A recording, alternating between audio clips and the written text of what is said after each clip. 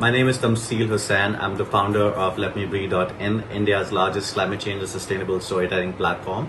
And in partnership with Earth Day Network and Twitter India, we've organized this amazing live just the night before Earth Day.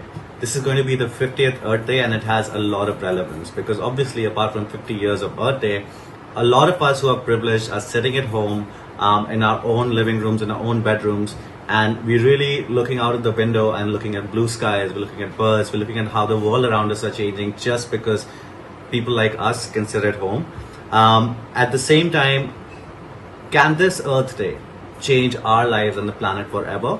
What can we do about it? How can we change our behavior? What should we expect from tomorrow and for the rest of the year? I have like a great panel to do this. One of the first people that we have joining us is Dia Mirza, who's an award-winning actor producer. She is the UN Goodwill Ambassador. She's a UN ambassador, and she's the United Nations Secretary General Advocate for Sustainable Development Goals. Dia Mirza has also become the voice of environment and wildlife conservation. You've seen like a lot of campaigns she's doing, and it would be amazing to hear from her, especially that the Earth Day is actually happening tomorrow and what people can do. Second off, we have Monica Dogra, who is a singer, actor. She was on the judging panel of the stage. She also led a lot of docuseries. My first question is to Karuna. Karuna, being the director, South Asia director of Earth Day Network, this is the 50th Earth Day. And what is the difference when it comes to this Earth Day and all the other Earth Days that have actually happened? I think the relevance of this Earth Day is that we've come to a stage where we are going to go beyond awareness. We're going to go to a stage where the whole Earth is networked, which we've been saying for a long time, but which people found it difficult to believe. But coronavirus has shown you the world is really networked.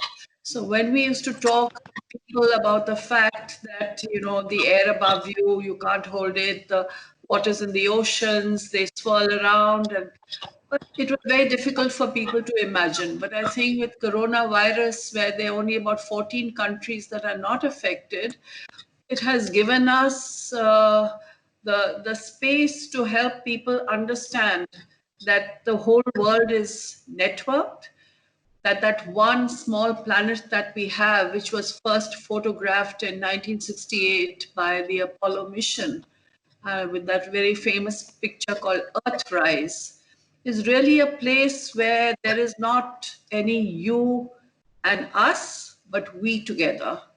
So I think from this Earth Day onwards, there will be a greater concerted effort for everyone to think about the environment around you. And are you getting a lot more people taking actions? Are you getting a lot more people like interested in Earth Day this time as compared to the offline version of it? Is there a difference? Absolutely, absolutely. It's not only that, it's like, the Earth has been a laboratory which has tested what we've been saying, that, human anthropogenic gestures are really harming Earth, because, so many people are writing to say, I'm seeing the blue skies, I've seen stars for the first time in my life, there's so many birds tweeting. So this is how Earth was meant to be. We have polluted it. We've cut down trees, and that is not. We've just poured our waste into it. That's not how the Earth was created. The Earth was created as pristine, beautiful, with pure air around, waters. And I hope that this will be a wake-up call when we go back to that stage. Of course, it's difficult to imagine 100% that stage, but let's go back to a better stage. I think one of the ways we want to structure this conversation is also that it is the 50th Earth Day, we're in the middle of a pandemic, but at the same time, it is 50 years of how climate activism and Earth Day has evolved. Dia, my next question is to you. You've been someone who's been at the forefront of movements, and you've been someone who's seen how climate action has evolved. How do you think? What are your expectations from this year's Earth Day? And the theme is climate activism. What are your expectations from it? And what do you think it'll be different? How do you think it'll be different? an Earth Day where we commemorate not just the 50 years of the Earth Day network and the fact that scientists and civil society have been campaigning and working together to create environmental awareness and eradicate environmental ignorance for the last 50 years. But I think the fact that the world is collectively experiencing something that I think none of us would have imagined to happen in our lifetime. A lockdown this hot, a reality check like this, a leveler unlike any other, um, has and will most definitely bring more people forward to participate in action towards improving the environment, not just at a personal level, but also to kind of drive action at a policy level and encourage more governments to do better, more industries to do better. And I think a very misplaced idea of development and growth that has existed in the last 100 years, that has actually altered the 75% of the earth's surface, and the way human beings have done business, is definitely going to be reviewed more emphatically than ever before, because even people who didn't really get involved with the environment, people who were deeply immersed in their own lives, in building their own businesses, have had the time now to pause and step back and witness the difference that they are experiencing, like Karuna pointed out, whether it's cleaner air or more bird song or just a sense of quiet and peace that the earth naturally provides, and the beauty that the earth naturally provides us. But more than anything else, I think now more than ever before, environmentalism will not be perceived as obstructionism. Absolutely. Uh, Absolutely. it will be, I think, finally, and this is the optimist in me that is saying this, finally be perceived as people who have actually been working together for the last 50 years to encourage more people to understand the connection between health and environment. That it is impossible to achieve health, progress, equanimity, uh, if we do not care for the environment. Just to add to what you said, Dia, because Yeah. I'm number one, both of you, the work that you do is so inspiring, and it's also really beautiful to be on a call with three women. That's like just amazing for me. Isn't it? Uh, yeah, Tamseel's a good guy. He chooses well, but Yes. but also I feel one of the things that really struck me about what you said is I feel like this idea of modernization and technology, since this is 2020 and we're all on mobile devices and we all are equipped with the internet. One of the things that coronavirus is doing is like it's teaching us, it's forcing us to relearn intimacy. Like it's not enough to be sending text messages. It's not enough to look at a photo of a forest. We miss being in the forest. We miss actually touching one another. So there's that's the difference for me about this Earth Day, is like everyone is affected in their own way, and we're all remembering. Like as you said, Karuna, the Earth is so beautiful and when it's undisturbed, and perhaps we can go back to that time where everything is in balance. Um, and maybe we won't, but maybe we'll remember all of the things that we took for granted, so that when we buy those vegetables and when we pay someone for a product, or when we're in a room with people we're allowed to touch, it matters differently to us now that we've not had that for so long. It's interesting you say Thanks this, so much. Sorry. Tamsil. It's a very beautiful, and that's what I love about artists, because I think we respond from a place of empathy and emotion that, for some reason, people in the corporate structure or the corporate world have operated without. That's why we find where we do. They are so focused on Excel sheets, numbers, that they don't really um, fully understand how important it is to not just empathize with one another and the people that work with us, but also the people who are impacted or affected by the actions or the produce or the way they perceive productivity. Absolutely. And that extends itself to nature and the environment. So, Mhm. if there are people now who are running industries who have, in say, for example, the last 10 years living in Delhi or in one of the 21 most polluted cities in the world, and experience personal health crisis where their children or their parents or their families or they themselves have experienced ill health caused by the air pollution, I think this has also in many ways led them to understand that they can't continue this movement. Mhm. So Yeah. the way we degrade our environment is going to stir consciousness. It has to, because I think up until about 10, 15, 20 years ago, the destruction that was having an impact was far away from us. You know, Mhm. forests were catching fire far away. We couldn't really see, we didn't really know, we didn't know how it was affecting We from the connected past. now. Yes, Yeah. we did. So, what I think technology has done, Monica, is that firstly, I think it's brought the visual and the story closer to us. It's brought it, in a space and a sphere where we can almost touch it and feel it.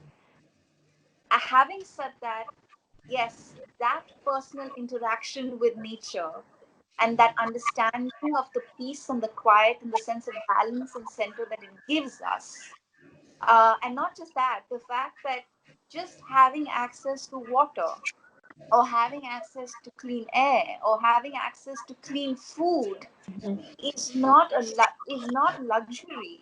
It's Mhm. not a privilege. It's something that we've inherited from this planet, and she's given it to us for years, for millions of years, free.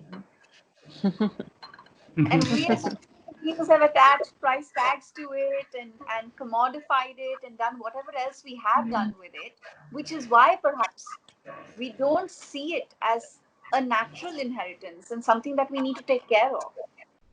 Yeah. So absolutely, I Yeah. That agree with personal you. interaction has to happen. We need to interact more with natural spaces to really Mm. Yes. understand how much Yes. good it does for us. You know, you talk about artists, and they are such a fantastic means of communicating messages. So happy to share with you that nine top vocalists of India have offered a beautiful song for us to share with everybody. It's called Dharti Ma. And all it says is Dharti Ma Pranam, Tuj Par Nirbhar Hum. You know, Mm. so Beautiful. सदियों से दिया तूने जीवन. So this is something that we've tended to forget. We are more interested in the high-rise buildings built on Earth. We are interested in the people that are on Earth. We are interested in the malls that we go to, which are on Earth. But we have forgotten that our basics, our foundation is Dharti, Earth itself. And that is what we need to look after. And this is something the ancients knew. Yes. In ancient All times, ancient civilizations, all across the planet. yes, but we've forgotten that because we now think we are master of nature.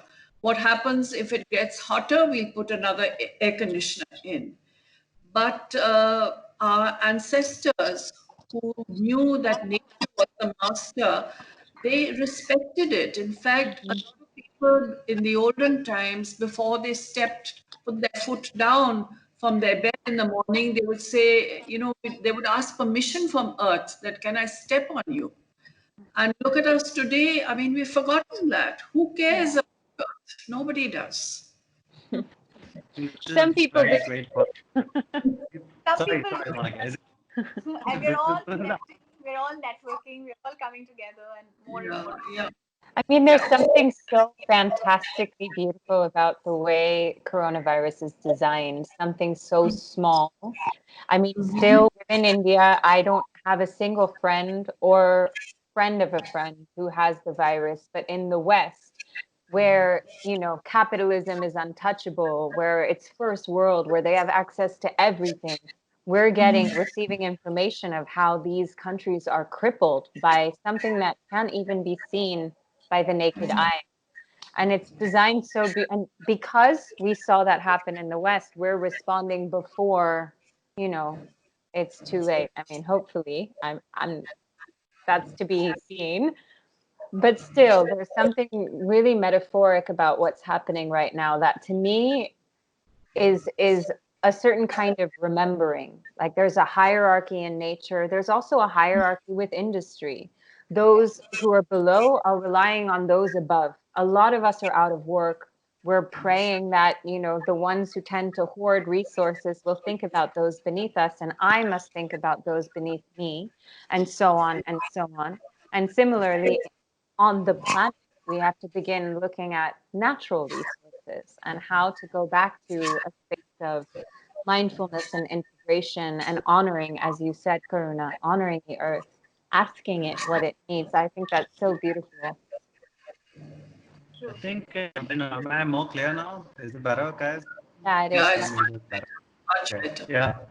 I think one is mentioned, look at it, it's definitely true. A lot of people, for example, I see so many cars parked outside and I see so many people on foot, and now you have no option to not drive, right? There's an option by your car is just parked.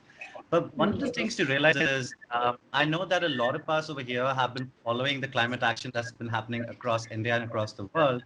What happens to that movement now? Like, do you think it will amplify, or do you think it will stay the same? Or do you think there'll be more collective action? I remember, Dia, I've followed a lot of your campaigns as well, where you talk about collective action, where you talk about policy change and kids working together and climate activists working together to preserve biodiversity, to preserve forests, to reduce pollution. What would you think? Where do you think the movement will go now? You know, Tamseel, I would like to be optimistic about it, but I'm going to be very honest. I have a, a serious concern about the fact that given that economies are going to be hit as hard as this virus is hitting economies, like the human tendency will be to uh, rev up the machines, fire up the engines and go, because there will be this desperate need to um, get things moving again. And while this happens, I think it is now more necessary than ever before for all of us who are understanding the science and have understood it to continue to partner with governments, with industry, with civil society to encourage more people to understand the linkages between environment and health, and to use the roadmap of the Paris Agreement and the Sustainable Development Goals in now, as we move forward, encourage a more sustainable approach in development. And when you think about the fact that by the year 2030, two-thirds of the world's population will be living in urban centers, would have been urbanized. You can well imagine the kind of pressure this is going to put on all of our natural resources. So it reminds me of something that a wonderful scientist in Uttarakhand said to me while I was doing a show called Ganga, the Soul of India. Dr. Anil Joshi. He's called the Mountain Man of India, who's Yes, seeking yes, sustainable fantastic solutions, person. working on the ground. Amazing, remarkable human being. He started an Andolan, a movement that goes by the name Gao Bachao, where he's encouraging people that live in rural areas to understand that if they don't exist, all life, everything that supports the life of people in urban centers would cease to exist, because they grow our food, they provide us with so much that we do not even acknowledge them for. So I think the concerted effort in building partnerships now will be to, I hope, with all my heart, while we will work towards building back our economies will be to strengthen and uplift the lives of people who do not live in urban centers. It's so important to give access to, not just access to health and education, but also to ensure that they as individuals, as people who are living in rural areas, our farmers, our agriculturists, are not just practicing sustainable farming or being encouraged to practice sustainable farming, but are also given a very strong sense of identity and an understanding of how their work benefits us. And I say this because,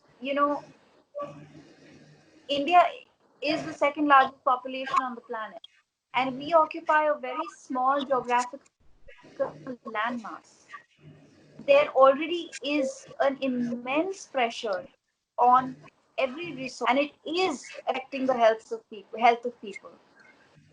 And when we work towards rebuilding an economy, it has to be inspired and with the understanding of the Paris Agreement, of the Sustainable Development Goals, but also I think refer back to so much that we have inherited culturally from our ancestors, of this understanding of working with the earth, protecting the earth, being responsible for the planet. And it'll have to start with small actions at an individual level from civil society, but it also have to be far bigger actions from policymakers and government. We cannot afford to say green clearances were given swiftly. It's a very disturbing thing to hear, Right, because these are right, not right. processes that should happen swiftly. It needs due diligence. It needs a lot of time and attention given before a clearance is given. So I'm hopeful that people in various ministries will genuinely understand that now more than ever before, especially people in health and environment, have a far bigger role to play than they ever perceived themselves. And I really hope that civil society will encourage them, will strengthen them, will work with them, build partnerships with them, and foster an environment of understanding and partnership and belief that we can work together to overcome the crisis that we are collectively experiencing. And it's true, right, Yeah, yeah. Tamseel, it's always the most marginalized that are affected and hit the hardest by any situation. And even with this one, I mean, we are privileged enough to be comfortable and secure at home. We have access to essentials. Even we're all struggling at an individual level in different ways. But the fact of the matter is that those who work on the ground every day, who are in the most vulnerable situations, are the ones who are hit hardest. Okay, if I may step in and say that unfortunately, human memory is very short. So at the moment, we are all talking about the fact that our air quality indexes, figures have gone down, this has happened, that has happened. I'm afraid that we have a very short time within which to solidify our work for the environment. And I think that within this short time, what we need to do is one, we need to build very strong networks with each other. And, a day network is in our name because we don't believe in opening offices all over the world or something. We believe in networking with those who are on the ground, who know the places better. It's not a cookie cutter approach to everything. The second thing I think which is very important is that money matters. So we really have A to. lot more funding for environmental Well, I conservation. was taking it from the other side, dear, that even with businesses, we have to show them how going green, being environment friendly is going to save them money. Oh, You know, absolutely. that is not being given to them. I mean, there are some industries that go in for zero waste management and circular economies and all. And people are talking about the fact that if you go in for a circular economy, you have, you don't waste so much, it's less money spent. But I think things like that have to be explained even wider Yeah. so that everyone understands. Because whatever you might say, there might be some saints in the world, but the majority of people, money really matters. So even with industry, we have to explain to them that going green will also bring greater profit to you. I think that is of prime importance, and we have to use our advertising agencies, other campaigns. We need researchers who will give us the statistics so that we can take this message wider. There are more and more economists now who've been publishing papers and giving talks and basically showing by example, illustrating by example how it is in fact the only and the best way forward is to go green, and that there can be no sustainable development without the understanding that all industries will have to work in harmony with nature, and they cannot continue to work the way they have because it's counterproductive. When you have a nation or a world full of sick people, uh, how can you be productive? How can you produce? How can you work? Your workforce can't be unhealthy and weak. One of the biggest examples we can see through plastic, like when we actually thought that we'll have zero plastic and single-use plastic will be eradicated, we saw so many corporations taking swift decisions to make sure single plastic is like although no decision was taken, but the process of already took some massive decisions during single-use plastic reduction. I mean, although there's a long, long way to go as well in that sense. But I mean, there's so many different branches to this too. And I love that all of us are involved in various branches because, I mean, what you're saying, Dia, is absolutely true. What you're saying, Tamseel, absolutely true. What you're saying, is absolutely true, Karuna. And I feel like where I'm really interested is a massive kind of quantum leap in cultural norms within society. And Yes. when we live in other, I live at times in the US and I grew up in the US. I've observed how cultural norms have shifted since I was a little girl, attitudes towards to the Black community, attitudes towards the immigrant community, attitudes towards single-use plastic have become woven into the cultural fabric of what it means to be American. And similarly, I'm interested in that taking place in India, where woven into the fabric of our culture, and which is interesting because historically we were that already, but somewhere we've forgotten. And it's time to go back go back to basics. I think, Monica, Yeah. what we have done, and human behavioral change takes time, and the fact is that whether it is the arts or it's the perceptions that we've built around us, especially in urban India, where we're consuming a certain kind of imagery, right, through the stories that we're viewing. We're perceiving a lifestyle that Hmm. is a certain way, whether Hmm. it's consumerist or capitalist, whatever it may be. It Right. may have played a part in undermining our understanding of what truly matters and how a simple life, a healthy life, is a good life.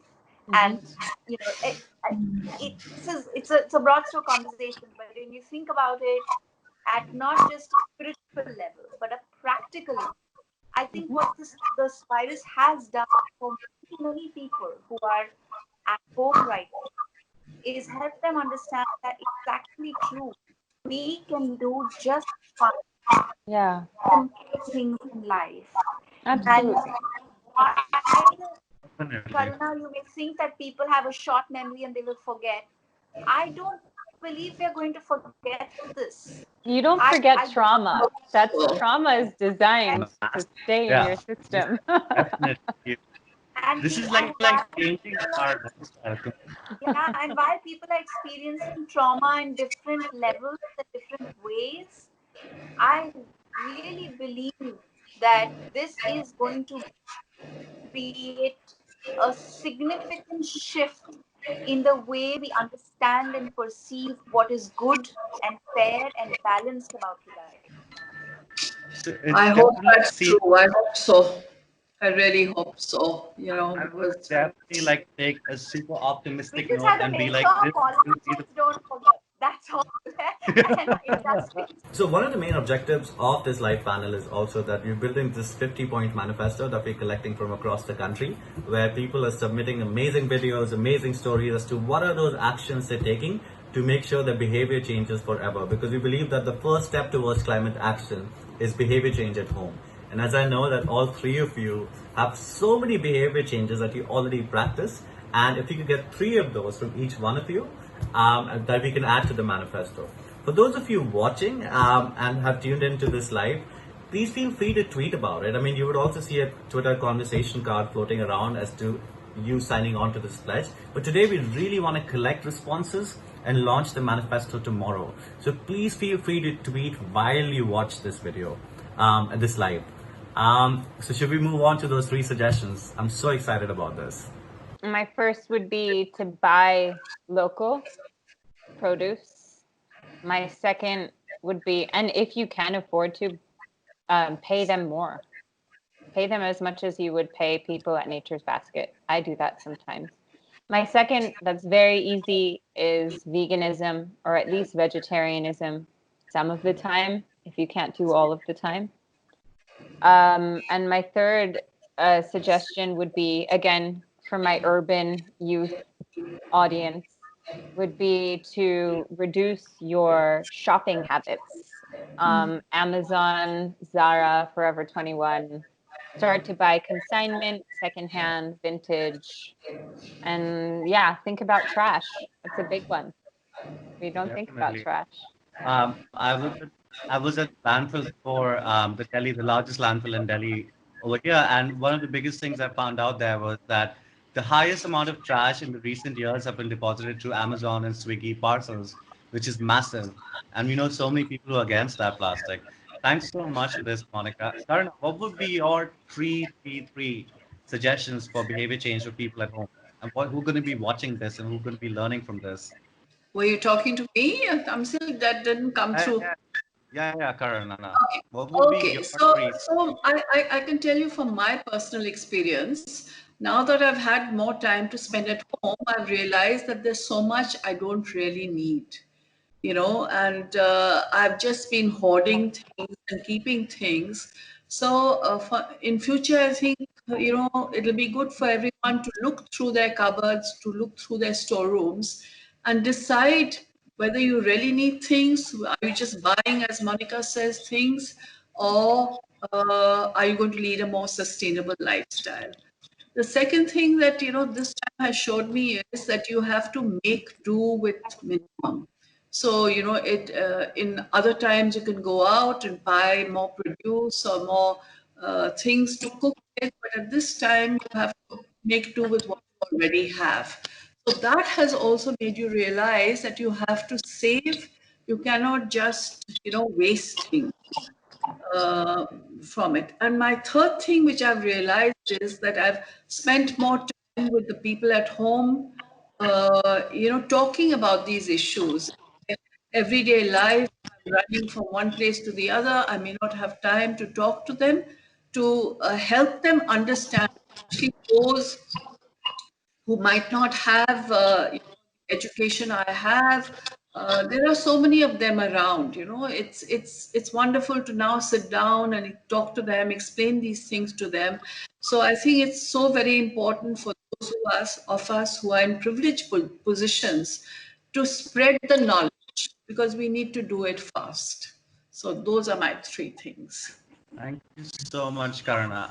Dia, I'm gonna ask a very tough thing to you as well, because you talk about collective action and policy level change, and everybody who's actually making those small behavior changes at home, it doesn't mean that our policymakers can't as well. What would be your three behavior changes as well when it comes to this year's theme is climate action, right? What would be those first steps that people can actually take towards climate action? Well, I think Monica and Karuna have covered a lot of things that people can do at an individual level. So manage your waste at home, segregate waste. If you can compost waste, even better. It's the simplest and easiest thing to do. I think if more of us started to do that we would reduce pressure on landfills. Grow your own food if you can. I think it's so important for us to learn to grow food. Not only does it make us respect what we eat more, but I think it will be a necessity for urban dwellers to start growing food. It's whether it's just basic food like tomatoes and chilies and like a few things. It's important to be able to grow. I can share with you some of the things that I've already started to do. I hope that I can continue doing these things. Replacing gifts with something sustainable, like a sustainable action that contributes towards climate action. I started growing trees last year for birthdays, anniversaries, any important or special occasion in anyone's life connected to mine gets a gift of trees. And it I've done not the same. yeah, it Cute. not only generates employment, it obviously adds to green cover. And these are trees. So I've partnered with Rotary to do this. So they're basically expanding green cover on the peripheries of forests, helping the people on the ground. It feels really good. And even the people who receive these gifts feel so wonderful that there are trees in their name. I think the basic understanding all our actions have consequences, as does our inaction towards the earth, is something that helps make very definitive choices. Simplify life, consume less, grow more trees. And if you can't do any of these things, then support organizations that are protecting wildlife and biodiversity. And become a part of campaigns that encourage policymakers and governments to make better choices. I think this is the basic that we can all do. While we, of course, practice a more plant based diet, refuse single use plastics from our everyday life, and not just eat local, but also wear local if we can. And all of these things will contribute significantly towards climate action. Definitely. Thank you so much, everyone, for joining me. I apologize again for the internet connection. But definitely on the eve of Earth Day, wishing everyone a happy Earth Day and definitely an Earth Day which is going to change us forever. If Yeah, you have any last words, let's please take celebrate it. Earth Day like it's our birthday. Yes. Yes. Because Thank Earth and birth both connote life, and we must make this a celebration. Wow, what a lovely thing to say, Dia. That's fabulous. Yeah. Let's continue to work together. We are all there with a similar mission. It's the benefit of all. It's not an individual's benefit, but it's the benefit for all. So let's work together for this. And thank you very, very much. It's been so interesting talking to these two fabulous women. Thank you for being there with me, and I'm inspired. Let me just say that. Thank you so for much. having us. Thank you everyone for joining us. Dia, Monica, Karuna, thank you so much for taking our time and joining us and the people of this country and the world in this panel. Thank you for the valuable takeaways. Before we close, I'm just going to do a bit of a summary. One of the most key important takeaways from this conversation is that COVID is going to change our lives forever. And there's quite a possibility that because of economic instability that might happen in the world, that might already be happening in the world, a lot of things we need to do is how sustainably we can move forward. And policymakers and citizens need to work together to make sure that the future of this planet, this country, is more sustainable, and collective action becomes very necessary. The second thing that we realize is Earth Day is just a day, but every day can be an Earth Day.